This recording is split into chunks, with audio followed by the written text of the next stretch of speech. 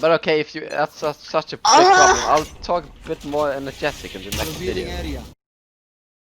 What's going on, guys? It's your boy quickly! And today I'm gonna make the Valorant guide.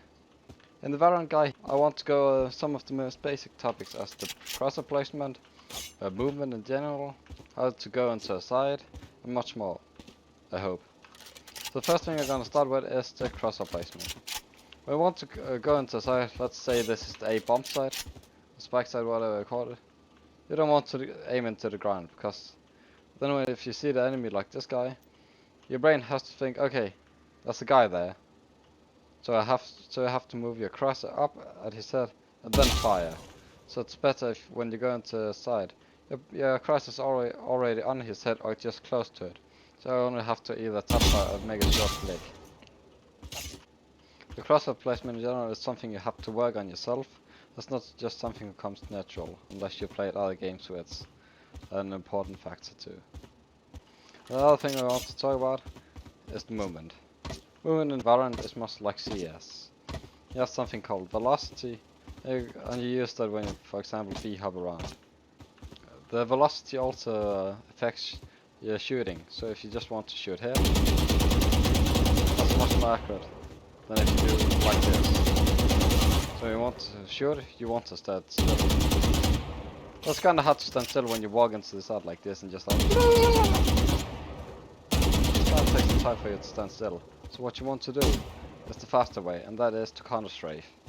Counter-strafing is when you go into a side, and when you want to stop, you press the opposite key. So I walk in here with A, so you want to press D as fast as you can, so you instantly stop. That makes your bullet fucking laser perfect, ready to one-tap those species. You can work on it different ways. I just have it from CS. I played too much CS, so I already got it in my muscle memory. So yeah, that's the movement. Another thing, there's also something called B-hop when you jump, when you hit the ground, and it's kind of fun, but not useful in situations because you don't gain much speed. What you want to do is, for example, when you go around the corner, let's see if I can find a good corner. There's many bad corners in this game, trust me. Let's find a good corner. Like this. Instead of doing like this, you want to be a bit more mobile when if for example a guy is staying out.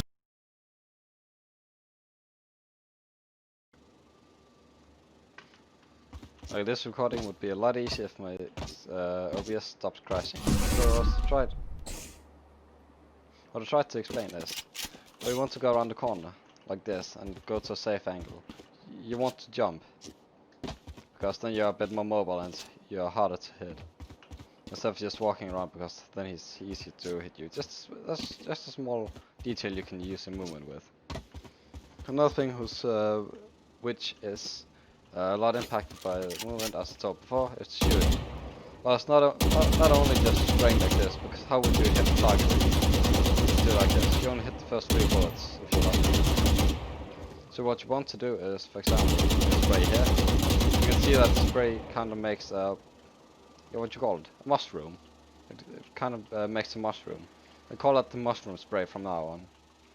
So when you want to spray at the same point all the time, you do a counter mushroom. So you pull down the way the mushroom is the opposite way. So if I want to spray better, you just want to pull down like this. It's easier to control than shorter sprays, because if you go on, it's getting pretty unpredictable. Your brain is just too bad at remembering all these small details. So you're mostly gonna practice with the first 5-10 bullets and have them pretty much controlled, because then you can get a lot more headshots. See, that's already double, twice as many. Look at all that damage. That's a lot of damage. So as I promised in the beginning, who's not such an important thing, Wakanda is making a character. See if I can do how to pick a character again and never play into the rain. Right here. Shut up. How do you get to characters in left jump? Right here. Oh, F2. So yeah, you can see there's a lot of characters. I have them all, luckily. But you start with Sova, Sage, Phoenix, Jet, and Brim, I think. And each character has different abilities, as you might just noticed. And different roles on the team. Just like Overwatch. So, characters like Sage are very defensive and team supportive character. So you don't want to entry frag with her. But all other characters as Phoenix, Reyna, Raish, those are the ones who are expected to get all the kills. So if you play those characters, the team expect you to go in and get all the kills. Personally, I like to play Sova. He's a guy who gets a lot of information and he's just, yeah, relax you to use. So what do I more have on my bucket list to tell in this video? Cost placement, movement, meaning character. How to enter a site, yeah. I kinda explained that at the beginning, that when you go into a site, let's go to a place that I don't really know. This part. So if you want to go, for example, all the way over here. Right here. There could be enemies camping anywhere here.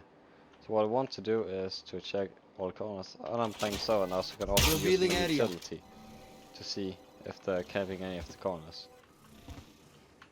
So what you want to do is, when you go around the corners, you have the crosshair where you expect people to be.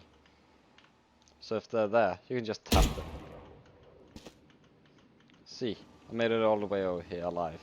Not only because of my legendary crosshair placement and my in-game knowledge about how to enter a site, also because there's no freaking enemies around here. So what do we more have in here? I feel like we need something. The different weapons. We have a lot of different weapons here. We have the sidearms, as they call them, or just the pistols. There's SMGs, rifles, sniper rifles, machine guns, shotguns. So a lot to pick from. Different guns have different prices. I could go further into that in another video. If you guys want to see something like that, then please tell me in the comments. So the three main weapons you're gonna play with, maybe four, is the Operator, Phantom, and Vandal. And then the classic versions. You always spawn with the classic. Are there more things to cover is the question though. Of course there's a lot of things to cover in it in the end. As Crusher, as you use every single ability to maximum potential. But I don't want to go through that in this video. So if you feel like something important missed or something you want to have in deeper details, then just comment them down below. And please bear with my fucking quality of the video. My computer was one of the better ones a couple of years ago. So the resolution is maybe a bit fucked up, but yeah, bear with me please.